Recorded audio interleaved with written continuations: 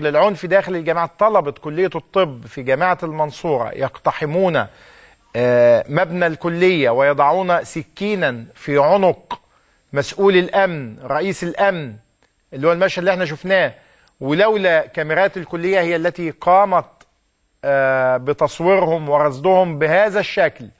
نستعيد معكم أشهر المشاهد التي انفردنا بها من قبل فيما يتعلق بعنف طلبة الإخوان داخل الجامعات. سيضعون سكين داخل الجامعة، بالإضافة شايفين طلبة شايلين الشوم، وبعضهم عدد كبير منهم طبعا ملثمون، وبعد كده يتحدثون عن طلبة. لا حصانة لهؤلاء، لا حصانة لمن يستخدم العنف. اهو ده رئيس الأمن، شوف حاطين ده كده، حاطط سكينة على عنق رئيس الأمن، وبيحاولوا يحطموا الكاميرا اللي بتصورهم.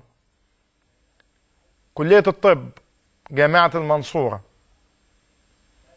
ده الاقتحام، ودي المشاهد الشهيرة عشان البعض نشوف كيف يمكن أن نتعامل مع أعضاء تنظيميين في جماعة الإخوان.